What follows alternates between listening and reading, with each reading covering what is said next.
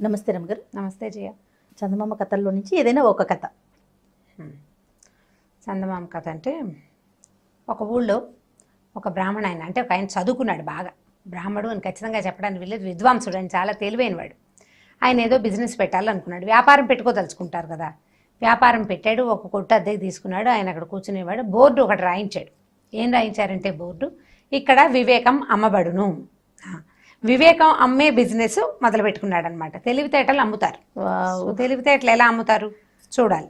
అయితే ఆ ఊళ్ళో ఒక సంపన్న వ్యాపారి ఒక ఆయన ఉన్నాడు. ఆయనకి ఒక కొడుకు ఉండేవాడు. వాడు కొంచెం 17-18 ఏళ్ళ వాడు. వాడికి సరదా వాడికి. వాడు ఏం చేశాడంటే ఈ బోర్డు చూసి ఏమిటో ఈ వివేకం కనుక్కోవాలని వెళ్ళాడు షాప్లోకి. వెళ్తే అడిగాడు, ఎంత, ఏమిటి, ఎలా అమ్ముతారు, మీరు ఏం చేస్తారు అని. వీడు ఏమన్నాడంటే, ఆ విద్వాంసుడు చెప్పాడు, రూపాయికి ఒకటి అమ్ముతాను వివేకం. 5 రూపాయల వివేకాలు ఉన్నాయి, 10 రూపాయలవి, 1000 రూపాయలవి, 100 రూపాయలవి, 50 రూపాయలు, ఇట్లా రకరకాల రేట్లలో ఉన్నాయి. నీకు ఏ రేటుది కావాలో చెప్పమన్నాడు. వీడేమనుకున్నాడు, ఎంతో రేటుది ఎందుకు, అసలు ఇది ఎలా పనిచేస్తుందో చూడాలి కదా అని, 1 రూపాయి వివేకం కావాలండి నాకు అన్నాడు. సరే, ఆ రూపాయి తీసుకుని ఈయన కాగితం ఇచ్చాడు. వాడికి కాగితంలో ఏముందంటే, 2 బలవంతుల మధ్య దూరద్దు అని రాసింది. ఆ కాగితం పుచ్చుకుని ఇంటికి వెళ్ళాడు. ఇంటికి వెళ్ళేసరికి అప్పట్లో రూపాయి అంటే పెద్ద అమౌంట్ కదా. వాళ్ళ నాన్న అన్నాడు, నీ మొహల్లా ఉంది, వాడు దొంగ మొహం, వాడు ఈ వివేకం అమ్మటం ఏమిటి, వాడు దిక్కుమాల వ్యాపారమును, పైగా రూపాయి వేస్ట్, రూపాయి పట్టుకురా, వెనక్కి వెళ్ళి తీసుకెళ్ళి ఇచ్చేసేయి, వాడు వివేకం మనకొద్దన్నాడు. సరే, తీసుకెళ్ళాడు. తీసుకెళ్ళి, మా నాన్న వద్దంటున్నాడండి, మీరు తీసేసుకోండి అన్నాడు. అనేసరికి ఆయన అన్నాడు, సరే, కానీ నేను ఈ వివేకాన్ని నువ్వు చదివేసావు, దాన్ని వాడకూడదు, నేను వాడను అని ప్రామిస్ చేస్తే నువ్వు రూపాయి నీకు ఇచ్చేస్తానన్నాడు. సరే, కుర్రాడు ఏం చేశాడు, చీటీ చేసి, మీ వివేకాన్ని నేను వాడుకోనండి, అవసరమైతే మళ్ళీ వస్తానని చెప్పేసి తను రూపాయి తాను తెచ్చుకున్నాడు. అయిందా?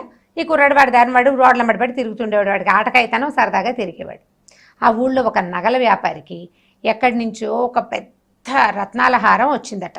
ఒకటే హారం వస్తే ఆ హారాన్ని రోడ్డు మీద పెద్ద షోకేసులో పెట్టి అమ్ముతున్నాడు. అతను పెట్టాడు అమ్మకానికి. పెట్టేసరికల్లా ఆ ఊరి రాజుగారికి 2 రాణులు ఉన్నారు, 2 భార్యలు.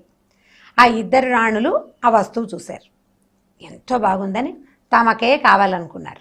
వాళ్ళు ఏం చేశారు, చెరుకో దాసిని 1,00,000 రూపాయలు, 1,00,000 వరహాలు డబ్బిచ్చి వస్తువు కొనుక్కురమ్మని పంపించారు. ఇద్దరు పంపించారు. తీరా వీళ్ళిద్దరూ వెళ్ళేసరికల్లా వాడేమన్నాడు, ఒకటే వస్తువు, ఎవరికి కావాలో వాళ్ళు తీసుకోండి అన్నాడు. 2 మాకు కావాలన్నారు. రాణిగారులు కొట్టుకోకపోయినా వాళ్ళ దాసులు 2 కొట్టుకుంటూ ఉంటారు. మా అమ్మగారు గొప్ప అంటే మా అమ్మగారు గొప్ప అని. అక్కడి నుంచి నేను ముందు వచ్చాను, మేము నిన్న ముందు మా రాణిగారే ముందు చూసారని ఒకటి,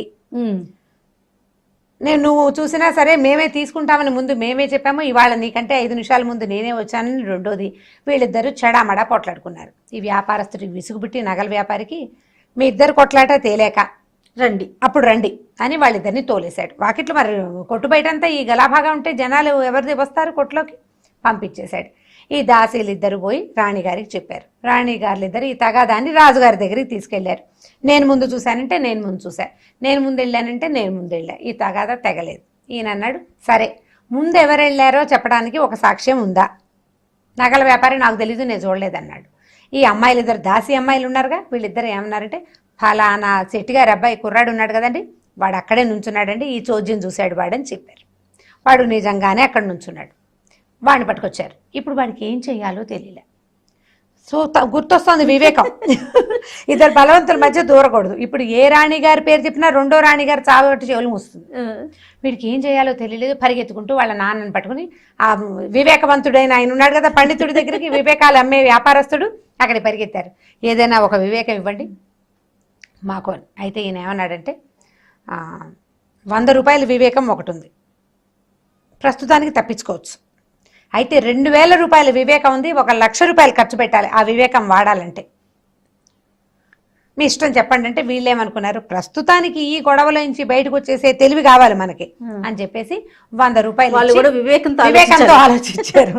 100 రూపాయలు ఇచ్చి ఓ కాగితం కొనుక్కున్నారు. ఓ వివేకపు కాగితాన్ని తీసుకున్నారు. అందులో ఏముంది, పిచ్చివాడి సాక్ష్యం చెల్లదు అనుంది. అక్కడి నుంచి వీడేం చేశాడు, ఓహో బాగా చెప్పారనుకుని రాజుగారి దగ్గరికి సాక్ష్యాన్ని తీసుకెళ్ళినప్పుడు వీడు మతిలేని పిల్లవాడిలాగా నటించేశాడు కుర్రాడు. శభాష్. నటించాడు. మరి వివేకాన్ని చెప్పింది కదా, వివేకంతో నటించాడు. నటించగానే రాజుగారు నాడు మీ బొందలా ఉంది, వీడిని తెచ్చారు, వీడికి తెలివి లేదు, మతిలేని పిల్లాడు, వాడి సాక్ష్యం చెల్లదు, సాక్ష్యం లేదు, గీక్షం లేదు, ఆ హారం మనకొద్దు, మీ ఇద్దరు నోరు మూసుకోండి అని దాసిల్ని తిట్టి రాణిగారులని యథాశక్తి మందలించి ఆ పూటకి న్యాయస్థానాన్ని మూసేశారు. అయితే ఈ కుర్రాడు ఇంటికి వెళ్ళిపోతూ నార్మల్గా వెళ్ళిపోయాడు. వెళ్ళేసరికి ఈ దాసీలు ఇద్దరు, వీడు దొంగ వెధవా, వీడు అబద్ధం చెప్పాడు, వీడు నిజానికి పిచ్చివాడు కాదు, వీడు మన తగాదా తీర్చకుండా దొంగ నటన రాజుగారి ముందు నటించాడని పగబెట్టేసుకున్నారు వీడి మీద. వాళ్ళకి అర్థమైపోయింది. ఎందుకంటే వాడు మామూలుగా రోడ్ల మీద తిరిగేవాడు, రాణిగారులు అంటే చూడరు కానీ దాసీలు కనపడుతూనే ఉంటారు కదా. ఏదో పని మీద బజార్ వెళ్తే ఈ కుర్రాడు ఆటకైతే 18 ఏళ్ళు వాడు విజిలేయటం వేషాలు వేస్తూ ఉంటాడు, వాడు నార్మల్ కిడ్ అని వీళ్ళకి తెలుసు. అక్కడి నుంచి వాళ్ళు ఏం చేశారు, వాడు కనపడ్డప్పుడల్లా నీ అంతు చూస్తాం, మా రాణిగారి నీ సంగతి చూస్తుందిలే అని వాడిని బెదిరించేవాళ్ళు. వీడికి ఏం చేయాలో తెలియలే. ఏ రాణులు ఇద్దరికీ కోపంగా ఉంది తన మీద, రాణులకున్నా లేకపోయినా దాసీగణానికి హెచ్చుగా ఉందన్నమాట. వీడు బాగా ఆలోచించి ఏదైనా ఉపాయం కావాలని మళ్ళీ వెళ్ళాడు. వెళ్తే ఈయన ఏమన్నాడంటే, నేను ముందే చెప్పా కదా 2000 రూపాయల వివేకం ఉంది, కొనుక్కోండి, కానీ 1,00,000 ఖర్చు అవుతుంది దానికి, మీరు ఆ వివేకాన్ని ఇంప్లిమెంట్ చేయాలంటే 1 lakh అవుతుంది అన్నాడు. వీళ్ళు వద్దనుకుని మానేసుకున్నారు. వద్దనుకుని మానేస్తే ఒకరోజు రాణివాస నుంచి ఒక ఆయుధం వచ్చింది, నీ అంతు చూస్తాం, మాతో పెట్టుకోవద్దు, ఇలాంటి వాక్యాలు రావడం మొదలెట్టినాయి. 2 రోజులు 3 రోజులు వీడికి భయం పట్టుకుందనమాట. 2-3 రోజుల నుంచి కాగితాలు వస్తున్నాయి. ఈ దాసీలే వీడిని బెదిరించి వాడితో నిజం చెప్పించడానికి చేశారు. రాణిగారి హస్తం కొద్దిగా ఉంది, ఎక్కువ లేదు. వీడికి ఆగలేకపోయాడు. నాన్న ఏదైనా సరే ఇందులోంచి తప్పించుకోవాలి, మొట్టమొదట గనక ఆ వివేకాన్ని నేను వాడుకుంటుంటే వాళ్ళిద్దరూ పోట్లాడుకుంటున్నప్పుడు నేను అక్కడ నుంచోకుండా ఉండేవాడిని. మొదటి వివేకం వాడుకుంటే ఇద్దరు బలవంతుల మధ్య దూరద్దు అన్నప్పుడు వాళ్ళిద్దరు పోటాడుకుంటూ నాకెందుకు వచ్చిందని నేను వచ్చేసేవాడిని. కానీ మనం ఏం చేసాము, రూపాయి వెనక్కి తీసుకుంటూ ఈ ఇంప్లిమెంట్ చెయ్యము, ఈ వివేకాన్ని వాడుకోనని చెప్పాను. కాబట్టి నా బుద్ధి ప్రకారం నేను అక్కడ నుంచున్నాను, దానివల్ల ఈ బాధ అంతా వచ్చింది. కాబట్టి ఈ వివేకవంత పండితుడి యొక్క వివేకాన్ని మనం కొనుక్కుని వాడాల్సిందే, నాకు భయం వేస్తుందని వాడు ఏడ్చి గగ్గోలు పెట్టాడు వాళ్ళ నాన్న దగ్గర. సరే నాన్న కొడుకు పోయారు అక్కడికి, మళ్ళీ వెళ్ళారు. మరి ఏం చేస్తారు, వీళ్ళ నుంచి తప్పించుకునే మార్గం లేదు. మరి వెళ్ళేసరికల్లా ఆయన వాళ్ళు ఏం చేశాడంటే 2000 రూపాయలు తీసుకుని డబ్బాలో పెట్టుకున్నాడు, ఒక కాగితం ఇచ్చాడు. ఆ కాగితం మీద ఏముందంటే, ఆ హారం నువ్వే కొని రాజుగారికి బహుకరించు. మరి 1,00,000 రూపాయల హారం. ఈ వ్యాపారస్తుడు ఏం చేశాడు, రాజుగారికి ఆ సంవత్సరానికి ఒకసారి ఏవో గిఫ్ట్లు ఇస్తారు కదా, మహారాజులకి గిఫ్ట్లు ఇచ్చే విధానం ఉంది కదా.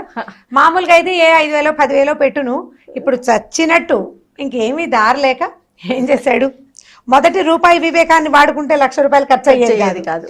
వెళ్ళి ఆ హారాన్ని కొన్నాడు. కొని రాజుగారికి తీసుకెళ్ళి అప్పచెప్పేశాడు. హారం ఇల్లు చేరింది కదా, రాణిగారులు ఇద్దరు సంతోషించి చంకలు గుద్దుకున్నారు. మనకే వచ్చేసింది. మనకే రాజుగారికి పరమోత్కృష్టమైన తెలివితేటలున్నాయి, ఆయనకి వివేకం ఎవ్వరూ అమ్మక్కర్లా, ఆయనకి బాగా తెలివి ఉంది. ఏం చేశాడంటే, ఆ హారాన్ని ఎంతో బాగుంది, కొత్త పెళ్లి కూతురు మన కోడలు, ఆమెకి గిఫ్ట్ ఇస్తాను అని చెప్పి ఈ రాణిగారులలో ఒక ఆవిడ కొడుకున్నాడు, 2వ ఆవిడకి కూతురు ఉంది. కూతురికి లాభం లేదు, కోడలకే కావాలి, కొత్తగా వచ్చిన పెళ్లి కూతురు. ఆ హారాన్ని తీసుకెళ్లి కోడల మెడలో వేశారు.